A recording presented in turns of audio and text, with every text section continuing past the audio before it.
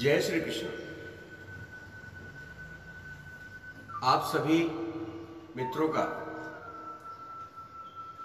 एक बार फिर से स्वागत है, अभिनंदन है। आज के इस अध्ययन श्रृंखला में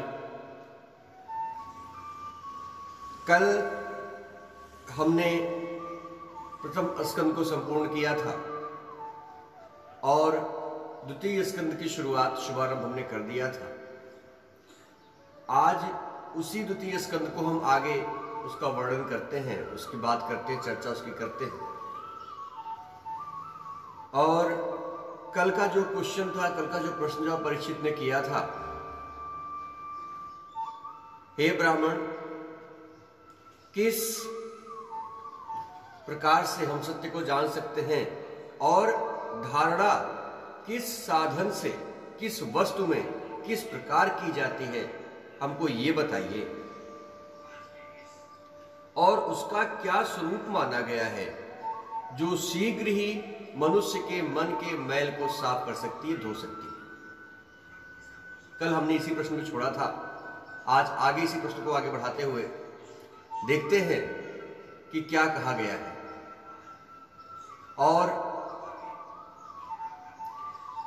शुकदेव जी ने इसके जवाब में आगे कहा, वो बोले कि परीक्षित, आसन जो हम लोग आसन करते हैं, श्वास, आसक्ति और इंद्रियों पर विजय प्राप्त करके फिर बुद्धि के द्वारा मन को भगवान के रूप में और भगवान के चरण कमलों में, भगवान के स्वरूप में अर्पित कर देना चाहिए। उसी में अपने मन को तल्लीन कर लेना चाहिए। ये कार्य रूप संपूर्ण विश्व को कुछ कभी है या होगा, मतलब इस संसार में जो भी है या होगा, सबका सब जिसमें दिख पड़ता है वही भगवान का स्थूल से स्थूल और विराट शरीर है। मतलब अगर आपको सब कुछ परमात्मा में ही दिखाई पड़ने लगे, आज जो चल रहा है, कल जो चला गया और कल जो आने वाला है, अगर ये सब कुछ आपको परमात्मा ही दिखाई पड़े तो आप समझ लीजिएगा कि ये परमात्मा का विराट स्थूल शरीर है। जल, अग्नि, वायु, आकाश, अहंकार, महत्व और प्रकृति, इन 7 आवरणों से घिरे हुए इस ब्रह्मांड शरीर में जो विराट पुरुष भगवान हैं, वे ही धारणा के आश्रय हैं। धारणा उन्हीं पर ही निर्भर करती है, उन्हीं की धारणा की जाती है और उन्हीं की धारणा से मनुष्य अपने जीवन पथ पर आगे चलता है। 26वां मंत्र है, तत्व ज्ञात, जो तत्वज्ञ पुरुष होते हैं, तत्वज्ञानी पुरुष इसका इस प्रकार वर्णन करते हैं। पाताल विराट पुरुष के तलवे हैं, उनकी एड़ियां और पंजे रसातल हैं।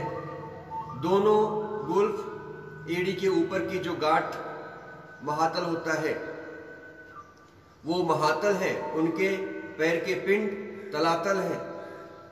विश्व मूर्ति भगवान के दोनों घुटने सुतल है, जंघे वितल है और अतल है, पेड़ू भूतल है। ये संपूर्ण जगत, संपूर्ण संसार हरिमय ही है। और परीक्षित, उनके नाभि रूप सरोवर को ही आकाश कहते हैं। आदि पुरुष 28वां मंत्र है ये। आदि पुरुष परमात्मा की छाती को स्वर्गलोक, गले को महलोक, मुख को जनलोक और ललाट को तपोलोक कहा गया है। आपका जो ललाट है, मस्तिष्क है, यहीं पर सारे के सारे तेज, सारी की सारी बुद्धि इसी जगह पर एकत्र होती है। आदि पुरुष जब जब भी इस संसार में आए हैं, उन्होंने संसार का कल्याण ही किया है। उन सहस्त्र सिर वाले भगवान का मस्तक समूह ही सत्यलोक है, उसके अलावा कुछ नहीं है इस संसार में। 29वें मंत्र में कहा गया है, इंद्रादि देवता भी उन्हीं की भुजाएं हैं। दिशाएं कान और शब्द श्रवणेन्द्रियां हैं, मतलब सुनने के साधन हैं। दोनों अश्विनी कुमार उनकी नासिका के छिद्र हैं। गंध घ्राणेन्द्रिय और धधकती हुई आग उनका मुख है। भगवान विष्णु के नेत्र अंतरिक्ष है, उनमें देखने की शक्ति सूर्य है और पलके रात और दिन है। उनका भ्रू विशाल ब्रह्मलोक है, ये तलु जल है और जीवा रस। 31वें मंत्र में कहा गया है, वेदों को भगवान का ब्रह्मरंध्र कहते हैं और यम को उनकी दाढ़ें कही जाती हैं। सब प्रकार के स्नेह दांत और उनकी जगमोहिनी माया को ही उनकी मुस्कान कहा जाता है। ये अनंत सृष्टि उनकी माया के कटाक्ष विक्षेप है, इसके अलावा और कुछ भी नहीं है। 32वें मंत्र में कहा गया है, लज्जा ऊपर का होठ और लोभ नीचे का होठ है। धर्म स्तन और अधर्म पीठ है। प्रजापति उनके मूतेंद्र हैं और मित्र वरुण उनके अंडकोश है। समुद्र कोख है और बड़े बड़े पर्वत उनकी हड्डियां हैं। हे राजन, विश्व मूर्ति भगवान पुरुष की नाड़ियां ये समस्त नदियां हैं और ये जो वृक्ष है ये उनके रोम रोम है। परम प्रबल वायु श्वास है, काल उनकी चाल है और गुणों का चक्कर चलते रहना ही उनका कर्म है। आगे 33वें मंत्र में कहा गया है, परीक्षित बादलों को उनके केश के समान मानते हैं। संध्या उन अनंत का वस्त्र है। महात्माओं ने अव्यक्त यानी मूल प्रकृति को ही उनका हृदय बतलाया हुआ है और सब विकारों का खजाना उनका मन, उसे चंद्रमा कहा गया है। महत्व को सर्वात्मा भगवान का चित्त कहते हैं और रुद्र उनके अहंकार कहे गए हैं। घोड़े, खच्चर, ऊंट और हाथी उनके नख हैं।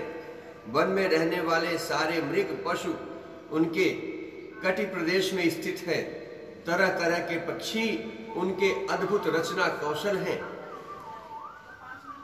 स्वयंभू जो खुद से उत्पन्न होते हैं, स्वयंभू मनु उनकी बुद्धि और मनु की संतान मनुष्य के निवास स्थान है। गंधर्व विचारधारा, चारण और अप्सराएं उनके खड्ग एवं स्वरों की स्मृति है। दैत्य उनके वीर हैं। ब्राह्मण मुख, क्षत्रिय भुजाएं, वैश्य जंघाएं और शूद्र उन विराट रूप के चरण हैं। मतलब संपूर्ण जो सृष्टि पर जो मनुष्य हैं वे सब भगवान के अंग हैं। पैर है, हाथ है, मुख है, इससे कोई फर्क नहीं पड़ता, लेकिन ये सब अनिवार्य अंग है। विविध देवताओं के नाम से जो बड़े बड़े द्रव्यमान यज्ञ किए जाते हैं वे ही उनके कर्म हैं। हे परीक्षित, विराट भगवान के स्थूल शरीर का यही रूप है। जिसने इस रूप को समझ लिया उसका जीवन सार्थक हो गया। सो मैंने तुम्हें इसके बारे में बता दिया, मैंने तुम्हें इसके बारे में सुना दिया। इसी में मुमुक्ष पुरुष बुद्धि के द्वारा मन को स्थिर करते हैं, क्योंकि इसे विभिन्न और दूसरी कोई वस्तु तो संसार में है ही नहीं। जैसे स्वप्न देखने वाला स्वप्न अवस्था में अपने आप को ही विविध पदार्थों के विविध रूप में देखता है, वैसे ही सबकी बुद्धि वृत्तियों के द्वारा सब कुछ अनुभव करने वाले सर्वांतमयी परमात्मा भी सर्वथा एक ही है। उस सत्य रूप आनंद निधि भगवान का भजन ही करना चाहिए।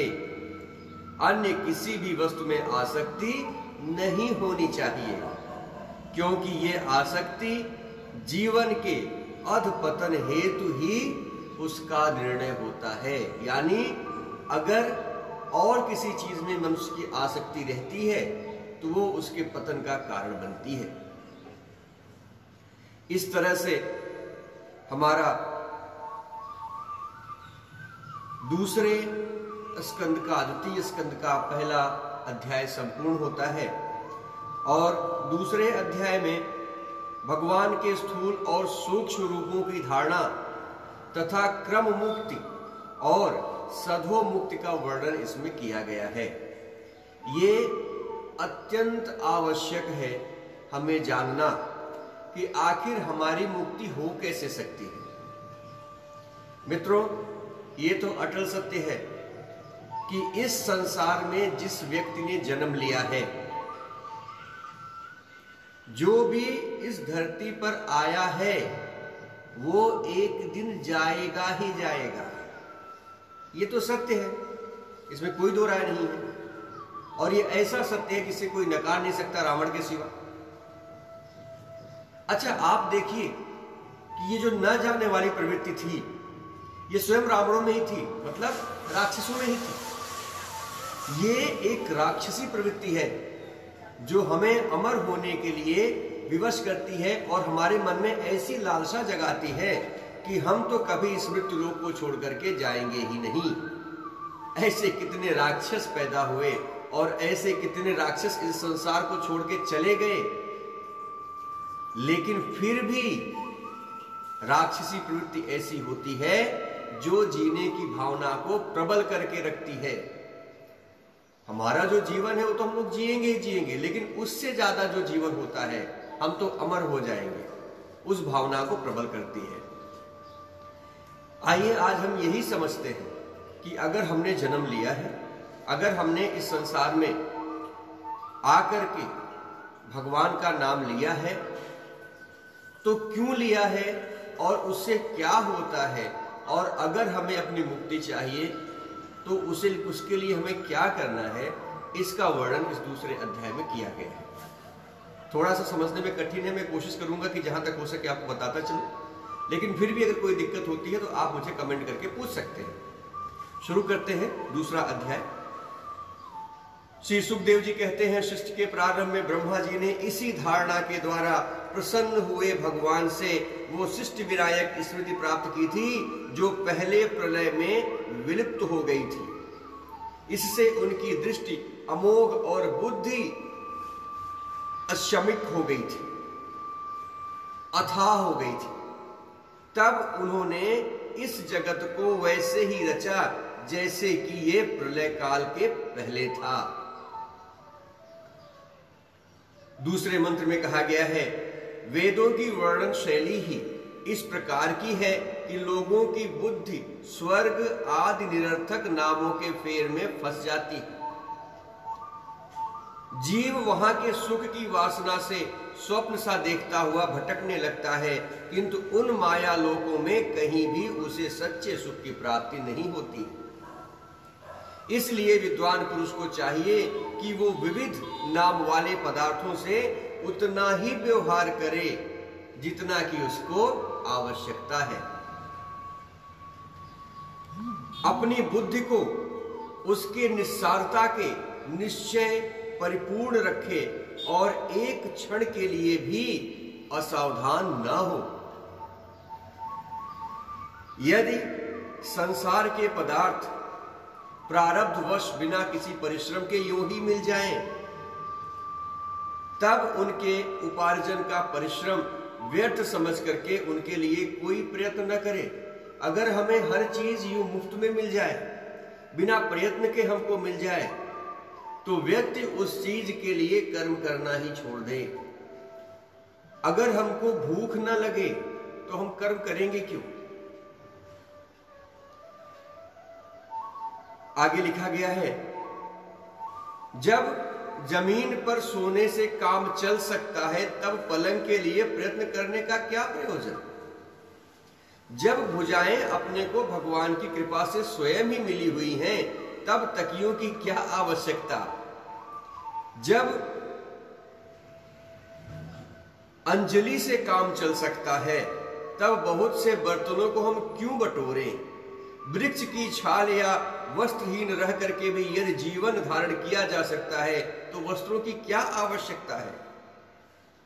पांचवें मंत्र में आगे कहा गया है, पहनने को क्या रास्ते में चिथड़े नहीं हैं। भूख लगने पर क्या दूसरों के लिए शरीर धारण करने वाले वृक्ष क्या फल फूल की भिक्षा नहीं देते हैं। जल चाहने वालों के लिए क्या ये नदियां ये बिल्कुल सूख गई हैं। रहने के लिए क्या पहाड़ों की गुफाएं बंद कर दी गई हैं। अरे भाई, सब न सही, क्या भगवान भी कभी अपने शरणागतों की रक्षा नहीं करते हैं। अगर उनके नाम पे आपने सब कुछ त्याग भी कर दिया, तो क्या आप समझते हैं भगवान आपकी रक्षा नहीं करेंगे। ऐसी स्थिति में बुद्धिमान लोग भी धन के नशे में चूर, घमंडी धनियों की चापलूसी क्यों करते हैं। इस प्रकार विरक्त हो जाने पर अपने हृदय में नित्य विराजमान स्वतः सिद्ध आत्मस्वरूप परम प्रियतम परम सत्य जो अनंत भगवान है, बड़े प्रेम से आनंद रूप से दृढ़ निश्चय करके उन्हीं का भजन करें, क्योंकि उनके भजन से जन्म मृत्यु के चक्कर में डालने वाले अज्ञान का नाश हो जाता है। वो अज्ञान ही खत्म हो जाता है। और जब अज्ञान नहीं है तो ज्ञान का प्रकाश होता है, और जब ज्ञान आता है तो भक्ति का स्वरूप अपने आप हृदय में जागृत होना शुरू हो जाता है। इस प्रकार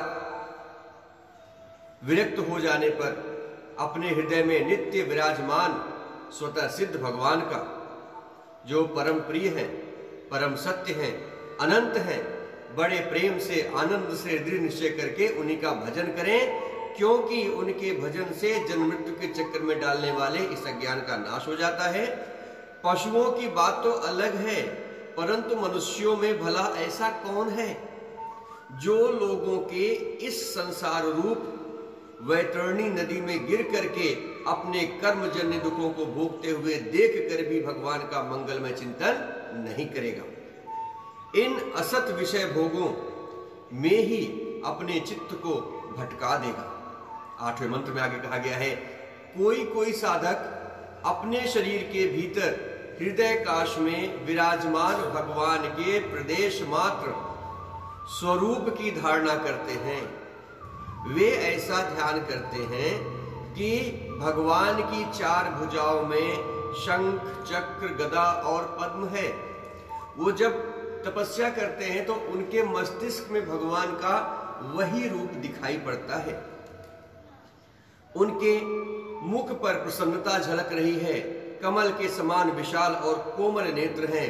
कदम के पुष्प के केसर के समान पीला वस्त्र धारण किए हुए हैं। भुजाओं में श्रेष्ठ रत्नों से जड़े हुए सोने के बाजूबंद शोभायमान हो रहे हैं। सिर पर बड़ा ही सुंदर मुकुट और कान में कुंडल विराजित हो रहे हैं, जिनमें जड़े हुए बहुमूल्य रत्न जगमगा रहे हैं। उनके चरण कमल योगेश्वर के खिले हुए हृदय कमल के कर्ण पर विराजित है। उनके हृदय पर श्रीवस्त्र का चिन्ह है। एक सुनहरी रेखा है, गले में कौस्तुभ मणि लटक रही है। वक्ष स्थल कभी न कुमलाने वाली वनमाला से घिरा हुआ है। आगे 10वें मंत्र में कहा गया है, वे कमर में करधनी, अंगुलियों में बहुमूल्य अंगूठी, चरणों में नूपुर और हाथों में कंगन आदि भूषण धारण किए हुए हैं। उनके बालों की लपटें बहुत चिकनी, निर्मल, घुंघराली और नीली पड़ गई। चरणों में नूपुर और हाथों में कंगन आदि आभूषण धारण किए हुए हैं। उनके बालों की लटें बहुत चिकनी, निर्मल, घुंघराली और नीली हैं। उनका मुख कमल जो है वो मंद मंद मुस्कुरा करके खिल रहा है। लीलापूर्ण उन्मुक्त हास्य और चितवन से शोभायमान भौहों द्वारा वे भक्त जनों पर अनंत अनुग्रह की वर्षा कर रहे हैं। जब तक मन इस धारणा के द्वारा स्थिर न हो जाए, तब तक बार बार इन चिंतन स्वरूप भगवान को देखते रहने की चेष्टा करनी चाहिए। जब तक आपके अंदर ये भावना आ जाए कि हाँ भगवान तो ऐसे ही हैं, तब तक लगातार उनको प्रसन्न करने की, उनकी इस छवि को अपने मस्तिष्क में आने देने के लिए प्रयत्न करते रहना चाहिए। भगवान के चरण कमलों से लेकर के उनके मुस्कान युक्त मुख कमल पर्यंत समस्त अंगों की एक एक करके बुद्धि के द्वारा धारणा करनी चाहिए, उसके बारे में सोचना चाहिए। जैसे जैसे बुद्धि शुद्ध होती जाएगी वैसे वैसे चित्त भी स्थिर होता चला जाएगा। जब एक अंग का ध्यान ठीक से होने लगे तब उसे छोड़ करके दूसरे अंग का ध्यान करना चाहिए। जैसे जैसे ये मन उनमें लगता जाएगा वैसे वैसे मनुष्य इस संसार से मुक्ति की तरफ आगे बढ़ता चला जाएगा। आगे 14वें मंत्र में कहा गया है, ये विश्वेश्वर भगवान की दृश्य की छटा है, सगुण निर्गुण सब कुछ इन्हीं का स्वरूप है। जिसको सगुण उपासना करना है सगुण कर ले, जिसको निर्गुण उपासना करना है वो निर्गुण उपासक बन जाए। सब कुछ इन्हीं का स्वरूप है। जब तक इनमें अनन्य प्रेममय भक्ति योग न हो जाए तब तक साधक को नित्य नैमित्त कामों के बाद एकाग्रता से भगवान के उपर्युक्त स्थूल रूप का चिंतन करना चाहिए। जिस तरह से वर्णन किया गया है उस तरह से। परीक्षित, जब योगी पुरुष इस मनुष्य लोक को छोड़ना चाहे तब देश और काल में मन को ना लगाए।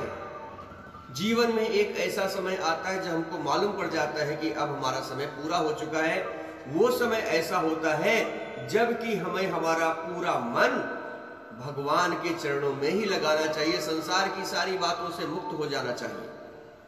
और ये सत्य है, बहुत से लोग हैं जो मुक्त हो जाते हैं, लेकिन बहुत से लोग हैं जो इसी माया के बंधन में बंधे रहते हैं। सुखपूर्वक स्थिर आसन पर बैठ करके प्राणों को जीत करके मन से इंद्रियों का संयम करे। तदनंतर ये 16वां मंत्र है, तदनंतर अपनी निर्मल बुद्धि से मन को नियमित करे। मन के साथ बुद्धि को क्षेत्रज्ञ में और क्षेत्रज्ञ को आत्मा में यानी अंतरात्मा में लीन कर दे। ये बातें उस समय परीक्षित को बताई जा रही हैं जब उनके जीवन काल में मात्र 7 दिन बचे हैं उनके मरने के लिए। उन 7 दिनों परीक्षित को क्या करना चाहिए, या परीक्षित के रूप में इस संसार को क्या करना चाहिए जब उसके दिन कुछ बचे हो यहाँ पे जीने के लिए। यही इस बात की चर्चा यहां पर की गई है। फिर उसके लिए कोई कार्य शेष नहीं रहता जो व्यक्ति अपने आप को परमात्मा में लीन कर देता है। इस अवस्था में सत्व गुण भी नहीं रहता, फिर रजोगुण और तमोगुण की तो बात ही क्या। अहंकार, महत्व और प्रकृति भी वहां अस्तित्व में नहीं रहते हैं। उस स्थिति में जब देवताओं के नियामक काल की भी दाल नहीं गलती, तब देवता और उनके अधीन रहने वाले प्राणी तो कर ही क्या सकते। जब आपकी पूरी की पूरी सोच भगवान में स्थिर हो जाती है तो आपका कोई भी कुछ बिगाड़ नहीं सकता। योगी लोग यह नहीं इस प्रकार परमात्मा से विभिन्न पदार्थों का त्याग करना चाहते हैं और शरीर तथा उसके संबंधी पदार्थों में आत्मबुद्धि का त्याग करके हृदय के द्वारा पग पग पर भगवान के जिस परम पूज्य स्वरूप का आलिंगन करते हुए अनन्य प्रेम से परिपूर्ण रहते हैं, वही भगवान विष्णु का परम पद है। इस विषय में समस्त शास्त्रों की एक मति है। समस्त शास्त्रों ने एक जैसा ही कहा है। 19वें मंत्र में आगे कहा गया है, ज्ञान दृष्टि के बल से इस बात को सुनना समझना बहुत आवश्यक है। ज्ञान दृष्टि के बल से जिसके चित्त की वासना नष्ट हो गई है, उस ब्रह्मनिष्ठ योगी को इस प्रकार अपने शरीर का त्याग करना चाहिए। शरीर तो जाएगा ही जाएगा, आप तो रोक नहीं सकते। आप चाहोगे तब भी जाएगा, आप नहीं चाहोगे तब भी जाएगा। तो कोशिश ऐसा करो कि आप ही त्याग दो। ऐसा नहीं कि आत्महत्या करना है, लेकिन अपनी भावना वैसी कर लो कि हे प्रभु, अब तो मेरा जीवन पूर्ण हो चुका है, अब जो भी करो सब आपके हाथ में। मनस्वी योगी को चाहिए कि नाभि चक्र मणिपूरक स्थित वायु को हृदय चक्र में अनाहत में, वहां से वायु उदान वायु के द्वारा वक्ष स्थल के ऊपर विशुद्ध चक्र में, फिर उस वायु को धीरे धीरे ताल मूल में यानी विशुद्ध चक्र के अग्रभाग में चढ़ा दे। यानी जो हम प्राणायाम करते हैं और अपनी सांस को अपने हृदय तक लेकर के आते हैं। तदनंतर 2 आंख, 2 कान, 2 नासिका छिद्र और मुख, इन 7 छिद्रों को रोक करके उस ताल मूल में स्थित वायु को भौहों के बीच आज्ञा चक्र में ले जाए। यदि किसी लोक में जाने की इच्छा न हो तो आधी घड़ी तक उस वायु को वहीं पर स्थिर करके लक्ष्य के साथ उसमें सहस्त्र बार परमात्मा में लीन होने की कामना करे। इसके बाद ब्रह्म रंध्र का भेदन करके शरीर इंद्रियों को छोड़ दे। ये बहुत बड़ी क्रिया है, बहुत बड़ा योग है। इसके लिए बहुत सारे साधु लगे रहते हैं। आगे परीक्षित जी कहते हैं, यदि योगी की इच्छा हो कि मैं ब्रह्मलोक में जाऊं, सोचिए योग में कितनी बड़ी ताकत है। यदि योगी की इच्छा हो कि मैं ब्रह्मलोक में जाऊं, 8 सिद्धियां प्राप्त करके आकाशचारी सिद्धों के साथ विहार करूं, अथवा त्रिगुण में ब्रह्मांड के किसी प्रदेश में विचरण करूं, तो उसे मन और इंद्रियों को साथ ही लेकर के इस शरीर से निकलना होता है। 23वें मंत्र में कहा गया है, योगियों का शरीर वायु की भांति सूक्ष्म होता है। उपासना, तपस्या, योग और ज्ञान का सेवन करने वाले योगियों को त्रिलोकी के बाहर और भीतर सर्वत्र स्वच्छंद रूप से विचरण करने का अधिकार होता है। केवल कर्मों द्वारा इस प्रकार बेरोक टोक विचरना, सिर्फ कर्म करके ऐसा वो नहीं प्राप्त कर सकते। केवल कर्मों के द्वारा इस प्रकार बेरोक टोक विचरना नहीं हो सकता।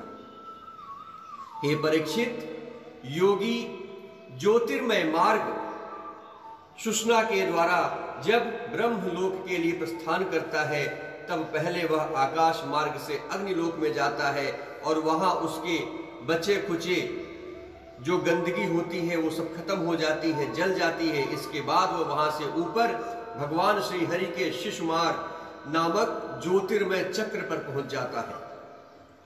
25वें मंत्र में कहा गया है, भगवान विष्णु का यह शिशुमार चक्र विश्व ब्रह्मांड के भ्रमण केंद्र है। उसका अतिक्रमण करके अत्यंत सूक्ष्म एवं निर्मल शरीर से वह अकेला ही महल लोक में जाता है। वह लोक ब्रह्मवेत्ताओं के द्वारा वंदित है और उसमें कल्प पर्यंत जीवित रहने वाले देवता हमेशा विहार करते हैं। आगे 26वां मंत्र है, इस प्रकार जब प्रलय आता है तब नीचे के लोकों के शेष मुख से निकली हुई आग के द्वारा भस्म होते देख करके वह ब्रह्मलोक में चला जाता है, जिस ब्रह्मलोक में बड़े बड़े सिद्धेश्वर विमानों पर निवास करते हैं। उस ब्रह्मलोक की आयु ब्रह्मा की आयु के समान ही 2 परार्ध की कही गई है। वहां न शोक है, न दुख है, न बुढ़ापा है और न ही मृत्यु है। फिर वहां किसी प्रकार का कोई उद्वेग, कोई भय कैसे हो सकता है? वहां यदि दुख है तो केवल एक बात का, वो यही कि इस परम पद को पा जाने वाले लोग जन्म और मृत्युमय अत्यंत घोर संकटों को देख करके दयावश वहां के लोगों के मन में बड़ी व्यथा होती है। सत्यलोक में पहुंच जाने के पश्चात वह योगी निर्भय होकर के अपने सूक्ष्म शरीर को पृथ्वी से मिला देता है और फिर उतावली न होकर के 7 आवरणों का भेदन करता है। पृथ्वी रूप से जल को और जल रूप से अग्निमय आवरणों को प्राप्त होकर के वह ज्योति रूप से वायु रूप के आवरण में आ जाता है और वहां से समय पर ब्रह्मा की अनंतता का बोध होता है कि ब्रह्मा कितने विशाल हैं, कितने महान हैं, और आकाश रूप आवरण को वो प्राप्त कर लेता है। आगे 29वां मंत्र है, इसमें कहा गया है, इस प्रकार स्थूल आवरणों को पार करके समय उसकी इंद्रियां भी अपने सूक्ष्म अधिष्ठान में लीन हो जाती हैं, उसमें जाकर के मिल जाती हैं। घ्राणेन्द्रिय गधांत मंत्रों में रसना, रस्त मंत्र में नेत्र, रूपत मंत्र में त्वचा, स्पर्श मंत्र में श्रोत, शब्द मात्रा में और कामेंद्रिय अपनी अपनी क्रिया शक्ति में मिलकर के अपने अपने सूक्ष्म स्वरूप को प्राप्त हो जाते हैं। इस प्रकार योगी पंचभूतों के सूक्ष्म आवरणों के पार हो जाता है और पूरी तरह अहंकार से मुक्त हो जाता है। वहां सूक्ष्म भूतों के तामस अहंकार में, वहां सूक्ष्म भूतों के तामस अहंकार में, इंद्रियों को राजस में और अहंकार में तथा मन और इंद्रियों के अधिष्ठान देवताओं को सात्विक अहंकार में लीन कर देता है। इसके बाद अहंकार के सहित लय रूप गति के द्वारा महत्व में प्रवेश करके अंत में समस्त गुणों के लक्ष्य स्थान प्रकृति रूप आवरण में आकर के मिल जाता है। कितना बड़ा जीवन चक्र है, ये सुनना समझना किसी विज्ञान से कम नहीं है, ये सबके बस की बात भी नहीं है। अगर हो सके तो इस अध्याय को, जो कि द्वितीय स्कंद का द्वितीय अध्याय है, इसको आप भी एक बार अध्ययन कर लीजिएगा, बहुत ही गूढ़ है। और अगर इसमें मैं आपको कुछ मदद कर सकता हूं तो मुझे बताइएगा, मैं अवश्य करूंगा। इसके बाद अहंकार के सहित लय रूप गति के द्वारा महत्व में प्रवेश करके अनंत में समस्त गुणों को लय स्थान यानी प्रकृति के आवरण में जाकर के मिल जाता है। हे परीक्षित, महाप्रलय के समय प्रकृति रूप आवरण भी लय हो जाने पर वह योगी स्वयं आनंद स्वरूप होकर के अपने उन निरावरण रूप से आनंद रूप से शांत परमात्मा को प्राप्त हो जाता है। उसे फिर कोई फर्क नहीं पड़ता है, जिससे इस भगवन्मयी गति की प्राप्ति हो जाती है। उसे फिर इस संसार में नहीं आना पड़ता, वो मुक्त हो जाता है। हे परीक्षित, तुमने जो पूछा था उसके उत्तर में मैंने वेदोक्त विधि द्वारा सनातन मार्ग, साधोन मुक्ति और क्रम मुक्ति का तुमसे वर्णन किया है कि किस तरह से मुक्ति प्राप्त की जा सकती है। पहले ब्रह्मा जी ने भगवान वासुदेव की आराधना करके उनसे जब प्रश्न किया था, तब उन्होंने उत्तर में इन्हीं दोनों मार्गों का वर्णन किया था। संसार चक्र में पड़े हुए मनुष्य के लिए जिस साधन के द्वारा उस भगवान श्री कृष्ण की अनन्य प्रेममयी भक्ति प्राप्त हो जाए, उसके अतिरिक्त और कोई भी कल्याणकारी मार्ग उसके लिए नहीं होता है। भगवान ब्रह्मा ने एकाग्र चित्त से सारे वेदों का 3 बार अनुशीलन करके अपनी बुद्धि से यही निश्चय किया कि जिसमें सर्वात्मा भगवान श्री कृष्ण के प्रति अनन्य प्रेम प्राप्त हो जाए वही सर्वश्रेष्ठ धर्म है, उसके अलावा कुछ नहीं है। आपके जिस कर्म से भगवान आपको दिखने लगे, उनके स्वरूप का आपको दर्शन होने लगे, वही कर्म सर्वश्रेष्ठ कर्म है। आगे समस्त चर अचर प्राणियों में उनके आत्मा रूप से भगवान श्री कृष्ण ही लक्षित होते हैं, वही उनका एकमात्र स्रोत होते हैं, वही उनका एकमात्र गंतव्य होते हैं। क्योंकि ये बुद्धि आदि दृश्य पदार्थ, उनका अनुगमन करने वाले लक्षण, वे इतने साक्षी एकमात्र दृष्टा हैं।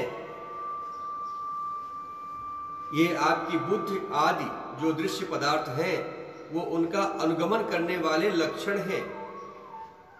वे इन सबके साक्षी मात्र दृष्टा है। सिर्फ वे ये देख सकते हैं, ये समझ सकते हैं कि आप भगवान का दर्शन कर रहे हैं, पर स्वयं अपनी आंखों से देख नहीं सकते। हे परीक्षित, इसलिए मनुष्यों को चाहिए कि सब समय और सभी स्थितियों में अपनी संपूर्ण शक्ति से भगवान श्री हरि का ही श्रवण करें, कीर्तन और स्मरण करें। 36वें और अंतिम मंत्र में कहा गया है, हे राजन, संत पुरुष आत्मा स्वरूप भगवान की कथा का मधुर अमृत बांटते ही रहते। वो जहां जाते हैं उनके पास सिर्फ भगवान की ही बातें होती हैं। जो अपने कान के दोनों में भर भर करके उनका पान करते हैं, उनके हृदय से विषयों का विषैला प्रभाव जल करके खत्म हो जाता है, वो शुद्ध हो जाते हैं और भगवान श्री कृष्ण के चरण कमलों के सानिध्य को प्राप्ति कर लेते हैं। इस तरह जब कोई प्रवचन सुनेगा या इस तरह से किसी को ज्ञान प्राप्त हो जाएगा, तो वह क्यों इस संसार की आसक्ति में पड़ेगा? वो तो अपने आप ही मुक्ति हो जाएगा।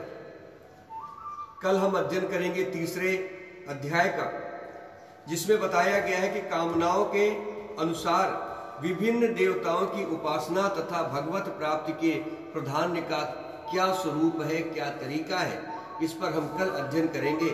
और कल इसी समय फिर आपसे मुलाकात होगी। उम्मीद है कल फिर आपका साथ मिलेगा। आज्ञा दीजिए, कल तक के लिए जय श्री कृष्ण। सब्सक्राइब करिए इस चैनल को और बेल आइकन को दबाना ना भूलें और वीडियो को लाइक और शेयर ज़रूर करें।